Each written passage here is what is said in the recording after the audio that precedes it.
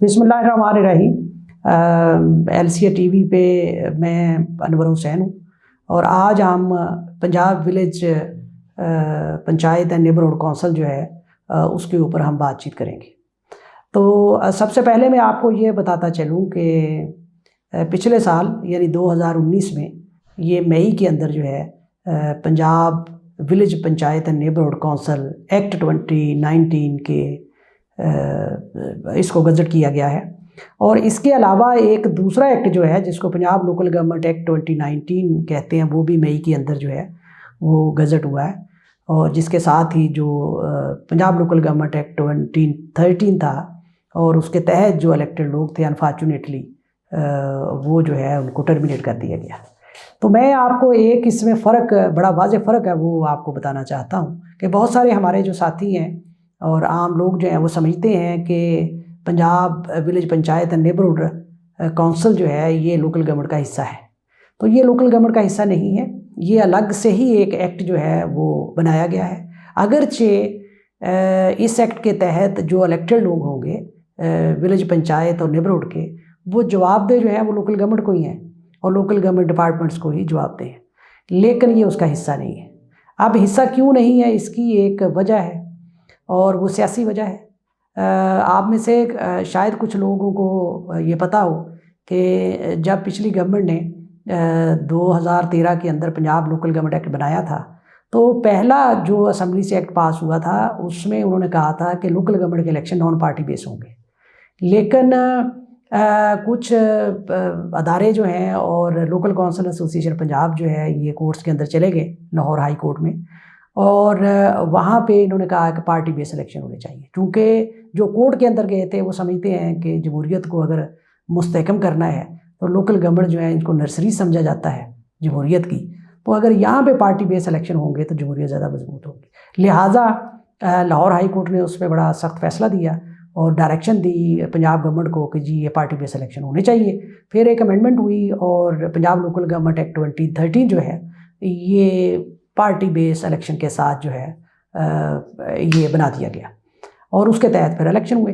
तो अब सिचुएशन सियासी ये थी कि अगर विलेज और नेबरहुड कौंसिल इन्होंने पंजाब के अंदर बनानी थी, तो अगर उसके पार्टी बेस इलेक्शन रखते तो शायद सिचुएशन जो है मौजूदा पार्टी जो है पाकिस्तान तहरीक इंसाफ, उसके लिए ये इतनी खुश आइंद बात नहीं है। जिस तरह की सिचुएशन जो है महंगाई की और कोविड-19 और गवर्नमेंट का जो इम्प्रेशन बन गया है, तो शायद उनके कैंडिडेट इस तरह से पार्टी बेस इलेक्शन पे ना जीत पाते।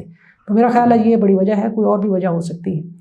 तो ये दोनों के अंदर फ़र्क है। तो जब आप लोकल गवर्नमेंट की बात करेंगे और लोकल गवर्नमेंट एक्ट कहेंगे तो वो फिर पंजाब लोकल गवर्नमेंट एक्ट 2019 है, जो हम किसी दूसरे एपिसोड्स जो हैं उनके अंदर आपके साथ डिटेल्स उसके हम नुकात शेयर करेंगे। लेकिन अभी हम बात करेंगे पंजाब विलेज पंचायत और नेबरहुड कौंसिल की।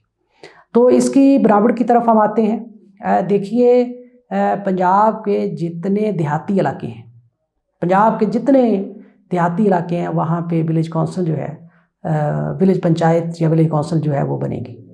और उसकी आबादी जो है कम से कम 200 उन्होंने रखी है कि 200 का अगर एक गांव है पॉपुलेशन का तो वहाँ एक विलेज पंचायत बनेगी। और इसी तरह से 15,000 और 15,000 से ज़्यादा तो वहाँ पे भी विलेज कौंसिल जो है बनेगी। लेकिन यहाँ नशिस्तों की जो तादाद है उसमें बड़ा फ़र्क है। तो कम से कम नशिस्तें किसी विलेज पंचायत में वो 4 हैं और ज़्यादा से ज़्यादा किसी विलेज पंचायत के अंदर 8 होंगी। तो ये सारा आबादी की तनासब से उन्होंने इसको रखा है। तो मैं आपको मिसाल दूँ, 4 के अंदर जो है जो 2 जनरल मेंबर जो हैं वो होंगे और इसमें एक खातून की सीट है और एक नॉन मुस्लिम की सीट है। तो 4 सीटें इस तरह से हैं। यहाँ मैं आपको एक चीज़ बताता चलूँ कि जो नॉन मुस्लिम की सीटें हैं वो वहाँ पर ही होंगी, उन्हीं विलेज कौंसिल में होंगी जहाँ कम से कम कुल आबादी का 5% जो है वो गैर मुस्लिम वहाँ पे रहाइश पजीर हैं और वो एज ए वहाँ पे रहते हैं। तो वही वहाँ पे ही एक सीट होगी। अदरवाइज़ आप देखिएगा कि पंजाब के अंदर बहुत सारे ऐसे गांव होंगे जहाँ पे विलेज पंचायत में गैर मुस्लिम की कोई सीट भी नहीं होगी। तो अब हम अगर नेबरहुड कौंसिल की तरफ आते हैं तो बिल्कुल उसका भी यही स्ट्रक्चर है और उसकी मिनिमम जो है आबादी 3,000 से लेके तो वो 22,000 तक जाती है कि 3,000 जो छोटे कस्बे हैं वहाँ पे हो सकता है कि एक नेबरहुड कौंसिल 3000 पे आबादी की पे बनाई जाए, और जो बड़े शहर हैं जैसे लाहौर जैसा शहर है, फैसलाबाद, मुल्तान, रावलपिंडी जैसे शहर हैं, तो वहाँ जो है 22,000 जो है उसकी पॉपुलेशन के ऊपर जो है एक नेबरहुड कौंसिल जो है वो बनेगी। तो अगर हम कम से कम और ज़्यादा से ज़्यादा की बात करें तो कम से कम जो है नेबरहुड कौंसिल किसी भी कस्बे के अंदर, किसी शहरी इलाके में, उनकी तादाद 5 है। तो ज़्यादा से ज़्यादा जो है वो जो है 475 है जो कि लाहौर में है। तो नेबरहुड कौंसिल जो है वहाँ भी तादाद जो है कम से कम जो है 4 है मेंबरान की तादाद, और ज़्यादा से ज़्यादा 8 है। तो वो भी आबादी के तनासब से है। वहाँ भी सिर्फ तीन तरह की सीटें रखी गई हैं। एक जनरल मेंबरान की सीटें हैं, और एक ख़वातीन की हैं, और एक गैर मुस्लिम्स की। तो बिल्कुल इनका और उनके स्ट्रक्चर में सिवाय आबादी के कोई उसमें फ़र्क नहीं है। तो मैं समझता हूँ कि ये एक और चीज़ मैं आपको बता दूँ कि नेबरहुड कौंसिल जो हैं ये शहरी इलाकों में होंगी।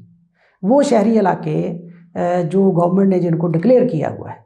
कुछ साथियों ने सवाल हमसे पूछे थे कि जी एक छोटा कस्बा है, अब इन्होंने उसके गिरदोनवा के 3-4 जो गांव हैं उनको साथ मिला के तो कहा है ये अर्बन इलाका, तो क्या वो अर्बन इलाके में आएंगे वो गांव? तो बिल्कुल, अगर गवर्नमेंट ने उसको डिक्लेयर कर दिया है तो वो अर्बन इलाका ही तस्वर होगा। मैं आपको एक मिसाल दूं कि पंजाब लोकल गवर्नमेंट एक्ट 2013 जो जब बना था तो उसमें लाहौर शहर को अर्बन डिक्लेयर कर दिया गया था, पूरे लाहौर शहर, पूरे लाहौर को। अब लाहौर के अंदर बेशुमार गांव हैं, लेकिन उसको उन्होंने कहा ये अर्बन इलाका है, तो अर्बन इलाका कंसिडर होता है। तो इसी तरह से गवर्नमेंट ने जो अनाउंस कर दिया है तो वो उनको हम शहरी इलाके बोलते हैं।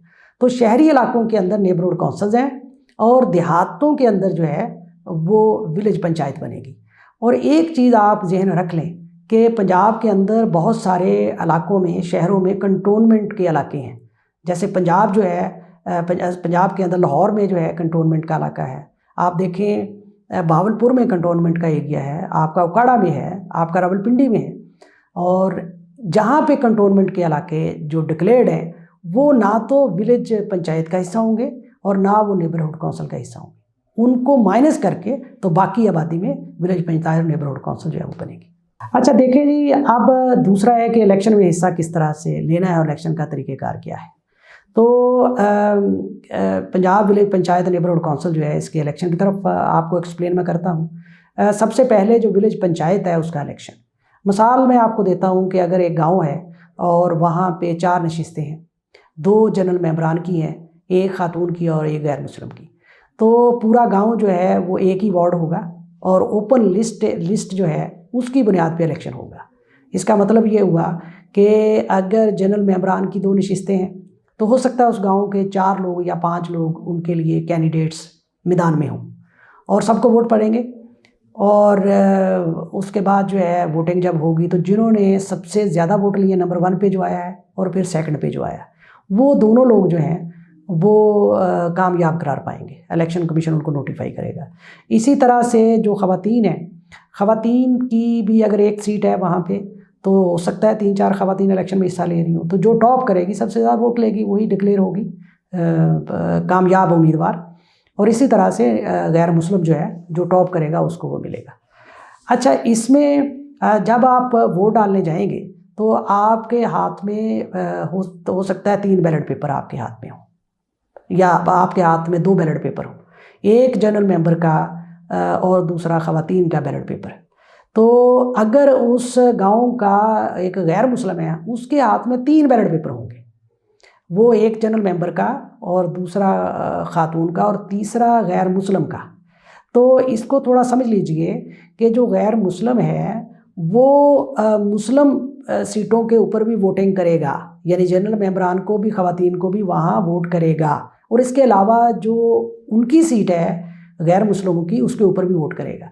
जबकि जो मुस्लिम वोटर्स हैं वो सिर्फ मुस्लिम वोटर्स को ही वोट करेंगे, वो नॉन मुस्लिम जो है उनको वोट नहीं करेंगे। तो ये आप अपने जहन में रख लें। शुरू में मैंने आपको बताया कि गैर मुस्लिमों की सीटें सिर्फ वहाँ पे होंगी जहाँ उस गांव की आबादी का 5% जो है वो गैर मुस्लिम लोगों पे मुश्तमिल, तो 1 सीट वहाँ पे होगी। तो ये इसका तरीक़ेकार है चुनाव का। एक और अहम बात है कि चेयरमैन जो है, चेयरपर्सन जो है विलेज काउंसिल का, विलेज पंचायत का, और ये कैसे चुना जाएगा। तो आप ये देखिए कि जो जनरल मेंबरान हैं उनमें से जो टॉप करेगा, जो जनरल मेंबरान की, फिर मैं बताता हूँ कि जनरल मेंबरान की जो सीटें हैं उनमें से जो टॉप करेगा उसको डिक्लेयर किया जाएगा as a member, as a chairperson village panchayat. देखें, किसी ने सवाल किया था कि अगर एक खातून जो है वो टॉप कर जाती है, वो जनरल मेंबरान नॉन सबसे ज़्यादा वोट लेती है, तो भाई वो चेयरपर्सन डिक्लेयर नहीं होगी, क्योंकि ये कैटेगरी उन्होंने सिर्फ रखी है जनरल मेंबरान में। तो अगर खातून दिलचस्पी रखती हैं कि वो चेयरपर्सन बनना चाहती हैं तो उसको जनरल मेंबर की सीट पे इलेक्शन कंटेस्ट करना चाहिए। तो सिर्फ जनरल मेंबरान जो है वो टॉपर जो है वो करेगा। अभी कई लोगों ने सवाल किए थे कि सेकंड पोजीशन पे अगर 2 सीटें और सेकंड वाला जो सेकंड नंबर पे आने वाला 2 लोग सेकंड पे आ गए हैं तो फिर क्या तरीकाकार हो। डेफिनेटली वो टॉस होगा और गवर्नमेंट के तयशुदा तरीक़ेकार के तहत जो टॉस में विन करेगा वो उसको इलेक्शन कमीशन जो है वो नोटिफाई कर देगा। जो भी कैंडिडेट है गांव का उसका वहाँ का रजिस्टर्ड वोटर होना जो है वो बहुत ज़रूरी है, वो एक शर्त है। अगर आप वहाँ रजिस्टर्ड वोटर नहीं है उस गांव में तो आप वहाँ पे हिस्सा नहीं ले सकते। एक और बात मैं आपको बताता चलूँ कि जो नेबरहुड काउंसिल है उसके भी बिल्कुल इसी तरह से इलेक्शन है, बिल्कुल इसी तरह से नेबरहुड काउंसिल के इलेक्शन है। जो मैंने आपको विलेज पंचायत की एक्सप्लेनेशन लिखी, बिल्कुल इसी तरह से नेबरहुड काउंसिल जो है उनके इलेक्शन जो है वो होंगे। बाकी क्वालिफ़िकेशन कैंडिडेट की क्या है, एक दूसरे एपिसोड में हमने इस पे बात की है। देखें कौन सी ऐसी शराइत हैं जिनकी वजह से कोई उम्मीदवार नहीं बन सकता, ये भी एक अलग एपिसोड में है। अगर आपने LCA TV जो है इसको सब्सक्राइब कर रखा है और तो आपको तमाम वीडियोज़ जो बर वक्त आएंगी, चाहे आप दुनिया के किसी हिस्से में भी हो, तो आप फ़ौरन उसको क्लिक करके 2, 4, 5 मिनट में ये पूरी डिटेल सुन सकते हैं, बार बार सुन सकते हैं। लेकिन फिर भी अगर कोई भी आपका क्वेश्चन हो तो आप जो है कमेंट्स में डाल सकते हैं। हमारी जो वेबसाइट है www.lcap.org.pk जो है उसके ऊपर आप अपने क्वेश्चन दे सकते हैं, तो वहाँ हम उनको एक्सक्लूसिवली जो है आंसर कर सकते हैं। Thank you so much.